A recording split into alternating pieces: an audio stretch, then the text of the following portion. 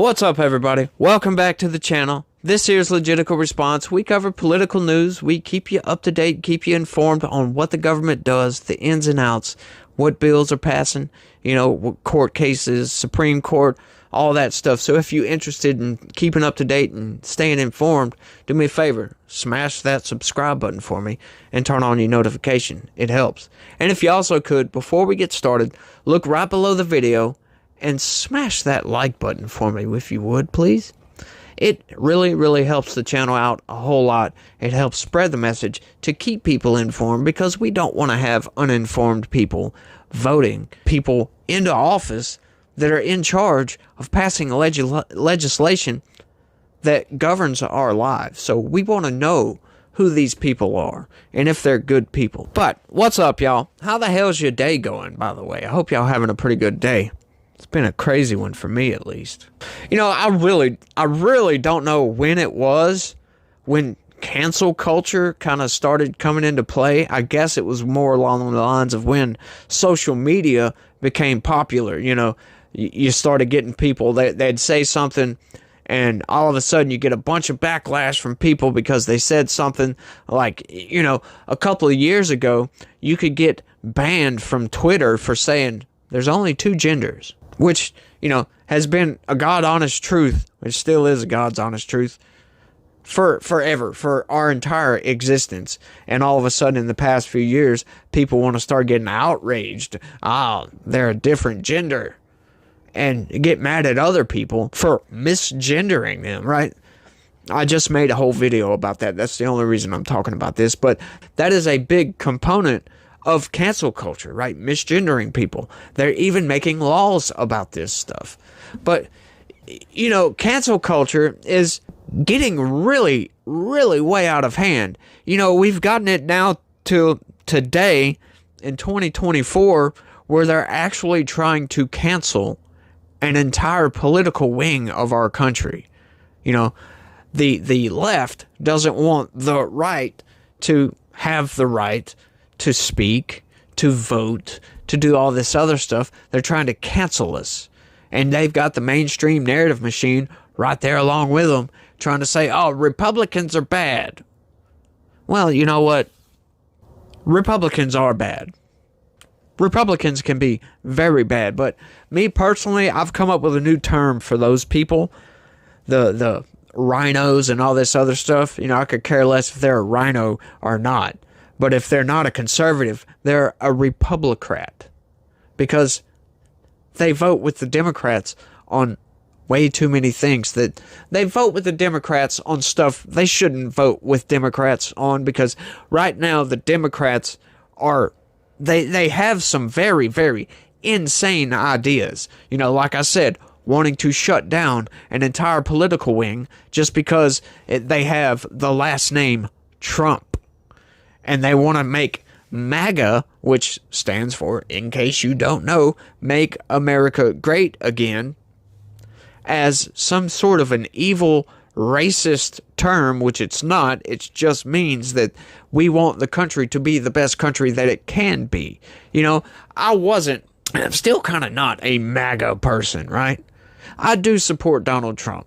I'm not a cultist, though, because I can sit here and tell you that if we had a better person, I wouldn't vote for Trump. I would vote for a different person. Trump, I will say, though, he's a very divisive person. The left hates him. But, it got to the point to where I was like, okay, these people get really pissed off anytime you hear this name. And I'm just tired of hearing this. I want Trump to go away. But, with all these political persecutions, and they're just going after him over nonsense, over complete nonsense. I starting to see that it's like, okay, these people are never going to relent. They're just going to keep on pushing and keep on pushing. And eventually, it's not going to be just Trump. It's going to be everybody that thinks like Trump does. So that's roughly half of the country. So now we're getting into, okay, they're trying to genocide half of our country, essentially. And you're going to have people say, oh, no, they're not. Well, yeah, it's moving in that direction. And I happen to see stuff moving in that direction. So I myself am going to push back. Personally. But cancel culture. I've got off on a tangent. Let's get into the news. Kellogg's CEO faces backlash for saying people should eat cereal for dinner to save money. Now, when I first read that headline, I'm like, that's ridiculous. Hang on, let me read this story right quick and make sure this isn't something stupid. And it is something stupid, yeah. Look, I just wanted to cover this because it's just funny. I love watching cancel culture sometimes. I love seeing people just go outright insane nowadays because, like I said, I've come to realize that you're never gonna make these people calm down, right? It's like they have to be pissed off at something, so why not just go ahead and egg it on? Because they are absolutely ridiculous trying to make people think, oh, man's a female and vice versa, and, you know, men can be in women's sports, and you should kill your kids and sterilize your kids, and, you know, it's okay for a male gigolo to read kids' books to children at schools. I'm sorry. No, we can't have all this. Our culture cannot survive that. Let's get into it, though. Let them eat cornflakes appears to be Kellogg's CEO Gary Pilnick's advice to cash-strapped shoppers who are spending the highest portion of their income on food than at any point in the last 30 years. This is true. In an interview with CNBC last week, Kellogg CEO Pilnick said the company was advertising cereal for dinner to consumers looking for more affordable options. Give chicken the night off, the ad's cheery tagline reads. Kellogg owns cereals such as Frosted Flakes, Fruit Loops, Corn Flakes, Raisin Bran, and others. The cereal category has always been quite affordable, and it tends to be a great destination when consumers are under pressure, Pilnick said. If you think about the cost of cereal for a family versus what they might do otherwise, that's going to be much more affordable. Now, how the hell is that controversial at all? Check it. His advice hasn't landed well with people frustrated by spending 26% more on groceries since 2020. On social media, the campaign is being seen as insensitive. Now, how is it that somebody that's wanting to advertise for their company to sell more products that they make, how is that insensitive in the least? To me, when I heard that, it sounds to me that he's looking out for the small guy, right? He's trying to say, hey, look, this could be a more affordable option for dinner one night. You know, breakfast for lunch type of thing. How the hell can somebody think in their mind that that is insensitive? Well, insensitive to poor folks? How is that insensitive to poor folks to give them an option that's more affordable to the poor folks? I consider myself poor because I barely scrape by every single week. You know, a lot of times I spend all my money before I get paid again. There are days that I go and I can't eat lunch. No lie. Yeah. But, you know, I have a high maintenance wife to take care of, and, you know, she comes first. My kid comes first. So, you know, sometimes if it means me going without supper for them to have supper, I'm fine with that, y'all. I'm fine with that. And hey, look, if I can eat cereal, that's just an option. Hey, I didn't think about that before, but no, some people are just Karens and they just want to gripe about something. So, you know, if these people would just stop listening to some of these people and not caring about it, just saying, hey, shut up, sit down, get over there, we don't want to hear you. Who cares, right? The CNBC host Carl Quintanilla asked Pilnick if encouraging wary customers to eat cereal for dinner could land the wrong way. I don't see how it could. Pilnick thought the opposite. In fact, it's landing really well right now, Pilnick said. Cereal for dinner is something that is probably more on trend now, and we would expect to continue as that consumer is under pressure. Prices for groceries and restaurants have skyrocketed since the start of the pandemic. In 2022, consumers spent 11.3% more of their disposable income on food, the highest level since 1991, the Wall Street Journal reported last week, citing data from the U.S. Agriculture Department. Food companies have raised prices since the start of the pandemic to cover higher costs for labor, ingredients, and transportation, and because they could. Yeah, this is not biased news here, no. They are saying that these companies raised their prices because of this, and just because they could. Do you really believe that they raised prices because they could? No, sure, they can raise prices, but you know what? It kind of comes down to when your government, when you vote in these insane Democrats that want to just increase spending continually, right? Let's print more money. It makes our money less valuable, which makes these companies have to charge more because their dollar doesn't go as far, because now it costs more to buy the products to make whatever product that they sell, right? Gas goes up. You can't buy as much gas. So now they have to pay the transportation companies more money to transport their product to you to make your life convenient to sell you a product, and you're going to complain about that. Complain to the government. Don't complain to the companies. Like, sure, they don't have to make $4 million a year, which is what this guy makes. But geez, it's not them just raising prices willy-nilly. It's called inflation. Inflation is constantly above 0% all the time. But the government can somewhat control inflation. It's very complicated. Cereal prices alone increased 28% since January of 2020, according to the Bureau of Labor Statistics. In its latest fiscal year, Kellogg raised prices by 12%. Despite the CEO's assurances, Kellogg's advertisement and Pilnick's comments have led to a backlash on social media. Some consumers have called the comments tone deaf from an executive who made more than $4 million last year.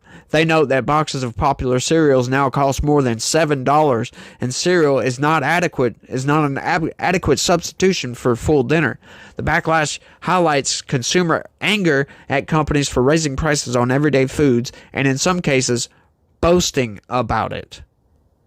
I have never heard one of these companies boast about it. But, you know, these companies, they don't just raise prices willy-nilly, right? We had a pandemic, right? That shut down the economy almost. You know, a lot of businesses went out of businesses. A lot of businesses had to shut down. It takes a lot of money. A lot of these places, they still had to pay their employees. They got to recover their costs, or else they go out of business. These people, they're not just raising prices, just blah. You know, sure, that guy doesn't have to make $4 million a year. But if you take his entire salary and put that back into just cornflakes, do you think that's going to bring the price of cornflakes down by any significant amount? No. The amount of profit these companies make is peanuts compared to the amount of money the amount of product that they sell. It's peanuts. You think even if they put all that profit back into the company and didn't keep none of it just to keep the prices low, how much do you really think that would drive the costs down? It wouldn't. Costs are going to still continually go up, because if the government is spending out of control and is making the value of your dollar go down, there's always going to be a higher inflation rate. That cannot be helped no matter what. You know, if these companies can't sell their product at a loss, they'll go out of business. most of these companies have a really high overhead. You know, they have these large factories and warehouses that produce whatever. They've got transportation costs. When your president shuts down oil and gas drilling and all these oil and gas leases all over the damn place, gas goes up. And guess what? When gas goes up, prices of everything go up.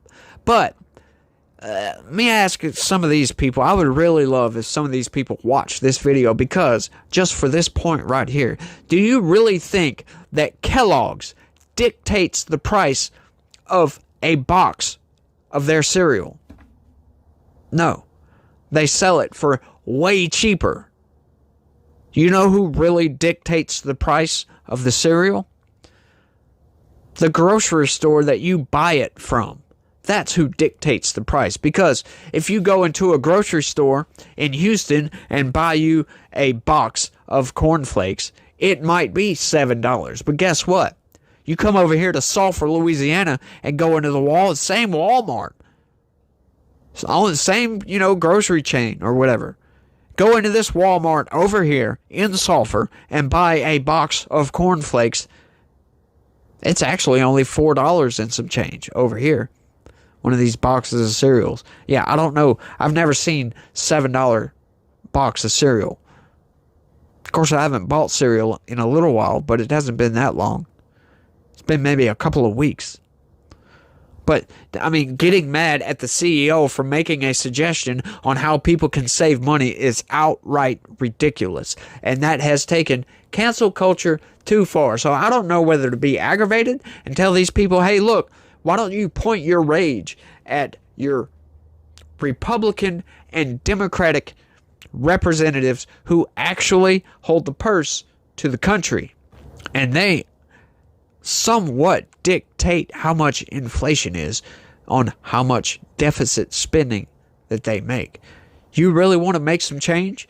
Vote in a better congressman or congresswoman, somebody that's actually going to make some change. That takes everybody, though. It takes all of us to pitch in and say, look, these 435 people, well, actually, it's about 420 people, because about 15 of them, in my opinion, are actually good congressmen that are actually trying to cut spending and get us back on track to balance the budget. These 420 people, vote them out. Get rid of these people. Republicans and Democrats alike. They're both bad. Like I said, take away about 15 Republicans, the rest are Republicrats. All of them. The rest, the other 420, they're Republicrats. But let me know what you think about cancel culture. Has it gone too far? Or is this something that we should just sit back and be like, these people are ridiculous? Actually, getting mad at somebody for making a suggestion, it's just outright ridiculous, in my opinion. But let me know what you think. That's all I got for this one, y'all. I want to thank everybody for watching. And y'all try to have a good day and not get mad at too many people. Peace.